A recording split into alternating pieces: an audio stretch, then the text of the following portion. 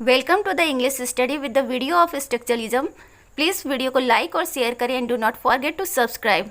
नमस्कार, I am Rekha Gupta brings you an important topic that is structuralism. तो जरूर देखें, वीडियो को मिस ना करें। Today's topic is structuralism.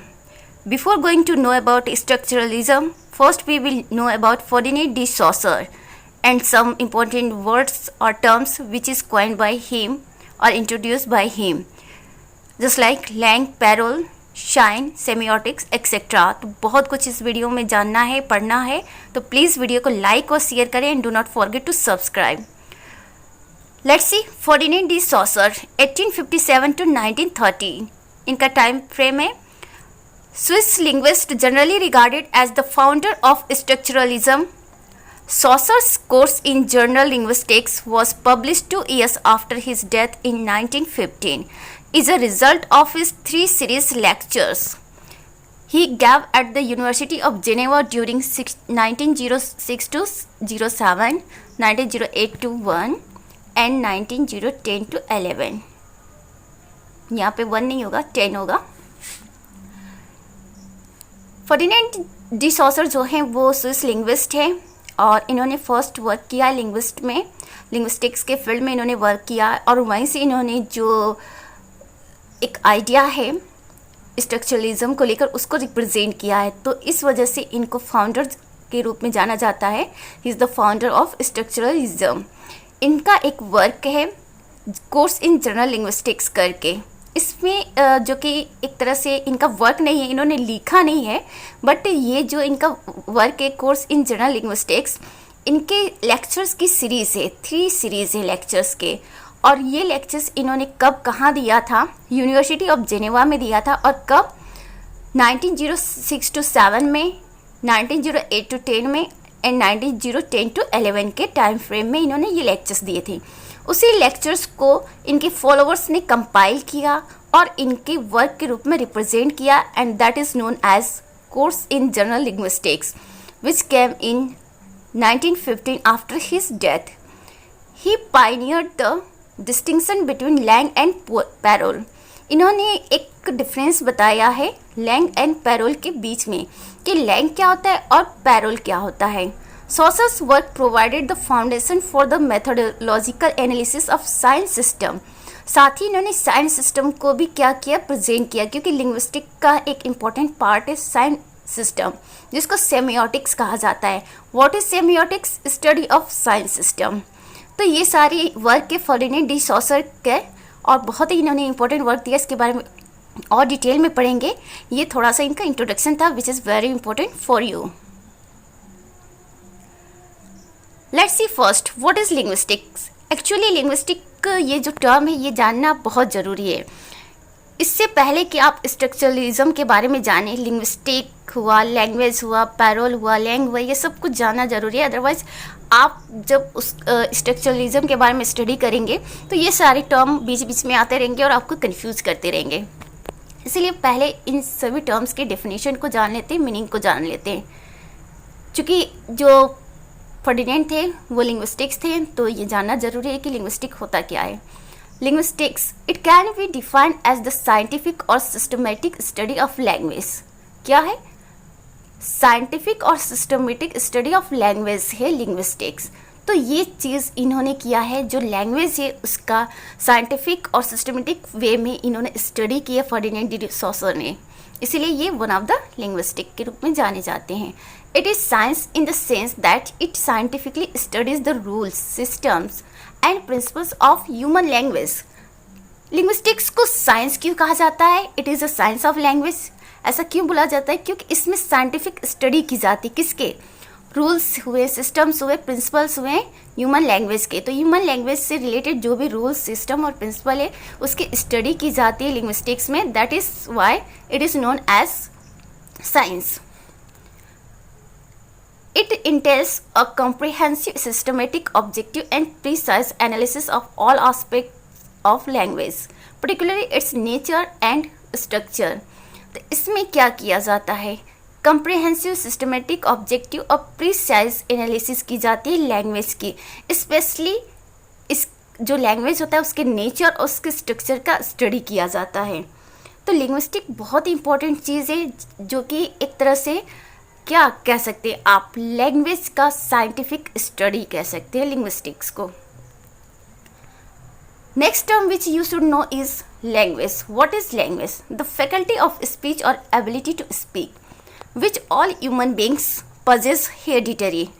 तो लैंग्वेज क्या है? वो चीज़ जो हम बोलते हैं, लिखते हैं, जो हमारी बोलने की कैपेसिटी होती है, ओरली जो भी कुछ हम ऑकर करते हैं अपने माउथ से, दैट इज़ क्या है? लैंग्वेज है। और ये हमें हेरिडिटरी मिलती है, सारे ह्यूमन बींग्स को हेरिडिटरी मिलती है। जितने भी वर्ल्ड में ह्यूमन बींग्स है, सब अपनी अपनी जो मदर टंग है उसको हेरिडिटरी गेन करते हैं। It is the overall phenomena of langue and parole are सब पार्ट्स। और ये क्या है? एक ओवरऑल फेनोमेना है किसका? लैंग एंड पैरोल का, जो कि इसके सब पार्ट्स हैं। अगर लैंग्वेज को आप डिवाइड करोगे तो it can be divided into two part, that is langue and parole, जिसको आगे डिटेल में पढ़ेंगे। Langue, it is implying the language system and the formal system of grammar core. It denotes the system of science. Langue क्या होता है? ये क्या करता है? लैंग्वेज सिस्टम को क्या बताता है ग्रामर के फॉर्म में। जस्ट लाइक कोई वर्ड है, ठीक है, तो वो वर्ड जो कि साइन के फॉर्म में हमें दिखाई देता है, दैट इज लैंग। और वेन क्या होता है? Parole, the act of speaking और स्पीच अटरेंस और the realisation of langue in actual talk. जैसे यहाँ पे आपके स्क्रीन पे ये लिखा हुआ है लैंग, ये क्या? एक वर्ड है, टर्म है, तो ये क्या हो गया? लैंग का एग्जाम्पल हो गया। और जब उसको मैंने अपने माउथ से स्पीक कर दिया, मतलब उसको अटर कर दिया, बोल दिया, लैंग वर्ड को अपने मुंह से हमने प्रोनाउंस कर दिया, तो वो बन गया पैरोल।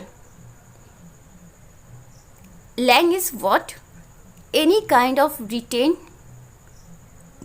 साइंस, ठीक है, जो रिटेन साइंस, साइंस कौन सा? विज्ञान वाला साइंस नहीं, साइन निशान वाले, ठीक है।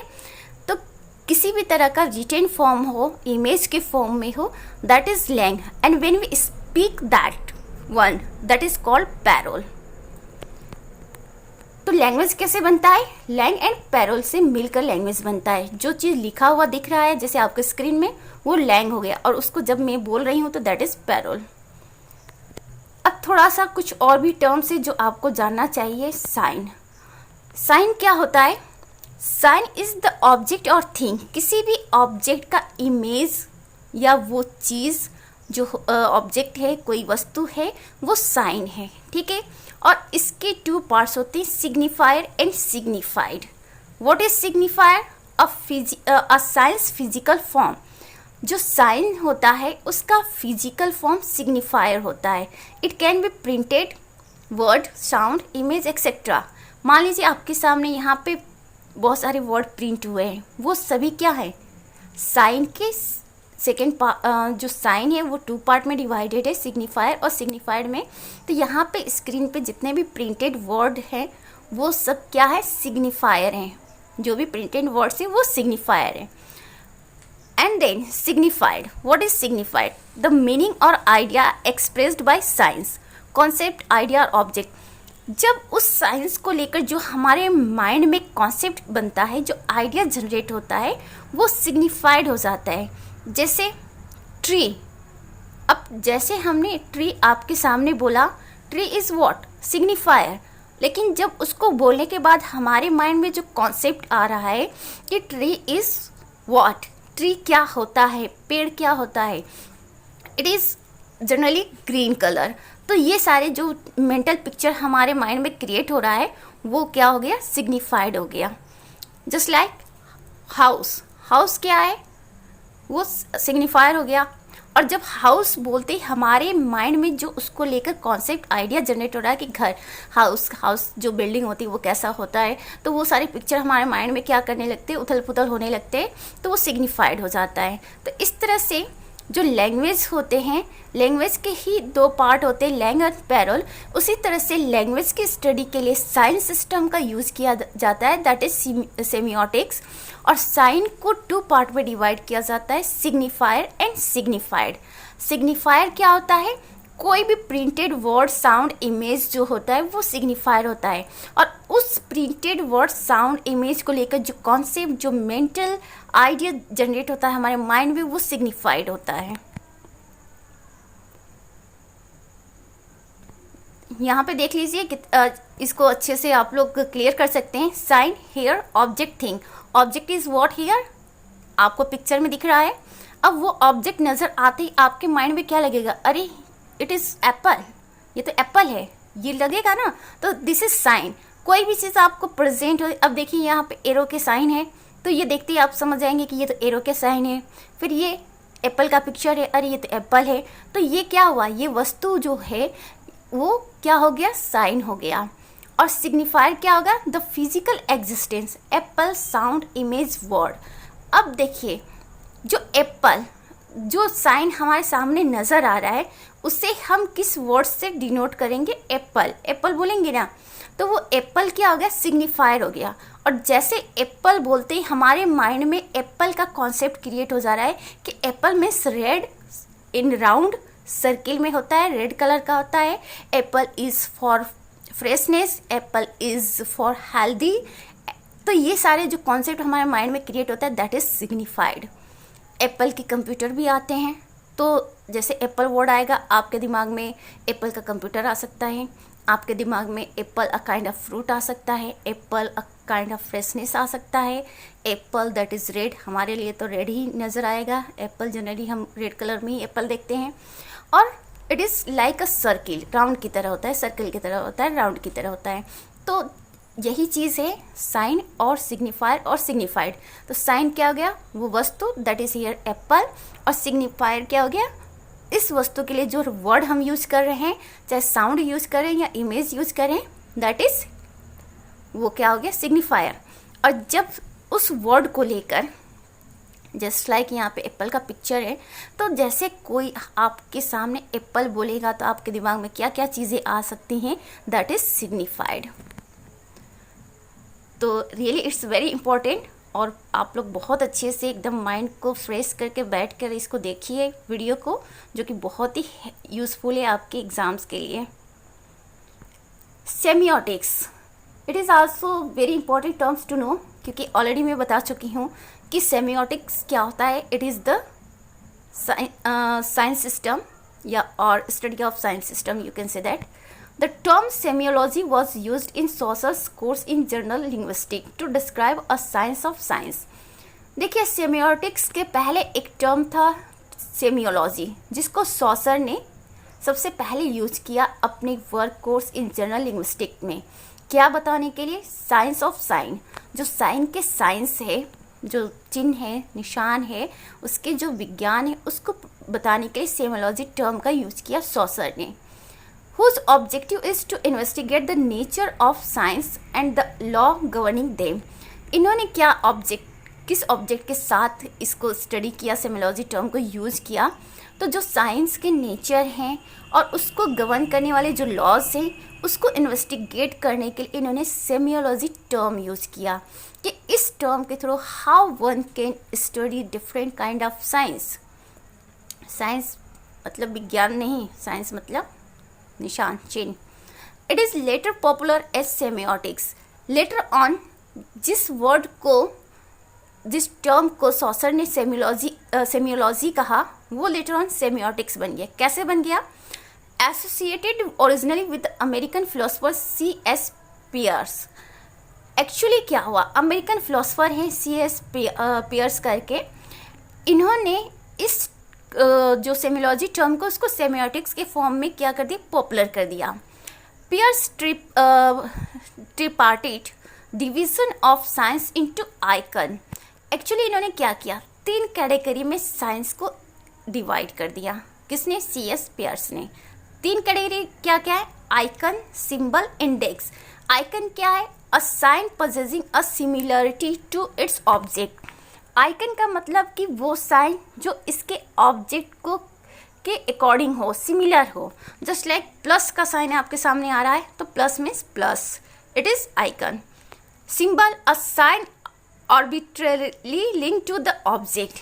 अब सिंबल क्या होता है, एक साइन होता है जो कि किसी ऑब्जेक्ट से मनमाने ढंग से उसको लिंक कर दिया जाता है कि सिंबल मतलब ये इस चीज़ का प्रतीक है। Just like red, red means what.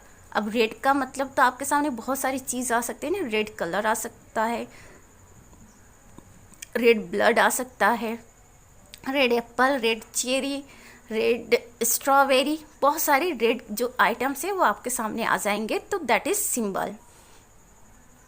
Next one is index, a sign physically associated with its object revised in Umberto Eco's the theory of semiotics 1976। तो थर्ड जो इंडेक्स है इसका मतलब क्या हो गया, sign physically associated with its object. वो sign index में क्या हो गया, वो साइन जो फिजिकली जिस ऑब्जेक्ट के लिए यूज किया जा रहा है फिजिकली उस ऑब्जेक्ट से रिलेटेड हो। और इस चीज़ को और अच्छे से रिवाइज किया गया है अम्बर्टोस इकोस का जो वर्क है अ थियरी ऑफ सेमियोटिक्स में 1976 में ये आया था। तो सेमियोटिक्स क्या हो गया, स्टडी ऑफ साइंस और study of system of science. तो जो सिस्टम ऑफ साइंस है उसकी स्टडी को ही सेमियोटिक्स बोलेंगे। बहुत इम्पॉर्टेंट ये टर्म है, इससे रिलेटेड क्वेश्चंस बन जाते हैं, कई बार इससे रिलेटेड क्वेश्चन पूछे भी गए हैं। थोड़ा सा और डिटेल में देख लेते हैं, सेमियोटिक्स को एग्जांपल के थ्रू आइडेंटिफाई कर लेते हैं। देखिए आपके सामने यहाँ पे सेमियोटिक्स के कुछ एग्जांपल्स दिए गए हैं। Signifiers has multiple signifiers, for example red. तो सबसे पहले देख लेते हैं यहाँ पे ये जो लेफ़्ट साइड है, स्क्रीन के लेफ़्ट साइड में जो ग्रीन कलर का साइन दिख रहा है वो किस चीज़ का साइन है। आप देखते ही पहचान जाएंगे कि ये राइट का सिंबल है ना। तो दिस इज सेमियोटिक्स। इधर क्या है देखते ही आप आइडेंटिफाई कर जाएंगे ब्लू कलर में कि प्लस का साइन है, तो it is sine of plus. Emoji दिया है, दो इमोजी हैं, जैसे आप देखेंगे पहचान जाएंगे कि दोनों इमोजी किस चीज़ का है। आपके माइंड में तुरंत पिक्चर बन जाएगा कि फर्स्ट वाला इमोजी जो है वो हैप्पीनेस के लिए और सेकंड वाला जो इमोजी का साइन है वो क्या है, वो सैडनेस के लिए। सामने वाला क्राई कर रहा है, रो रहा है। तो यही सेमियोटिक्स होता है जिसमें हम डिफरेंट काइंड्स ऑफ साइंस को स्टडी करते हैं, वो चाहे वो पिक्चर के फॉर्म में हो, चाहे वो वर्ड के फॉर्म में हो, चाहे वो साउंड के फॉर्म में हो। अब यहाँ पे ये क्या कहा जा रहा है कि जो सिग्निफायर है उसके मल्टीपल सिग्निफायर्स हो सकते हैं। Signifier means word. अब जस्ट लाइक यहाँ पे red, red is a word that is signifier. अब जैसे रेड आपके सामने कोई बोलेगा तो उसके डिफरेंट काइंड ऑफ सिग्निफायर आपके सामने आ सकते हैं।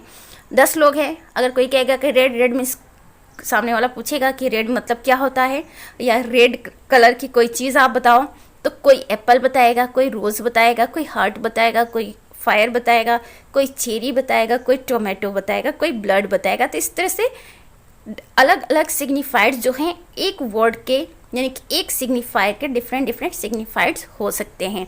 This is all called semiotics. I think it's clear for you.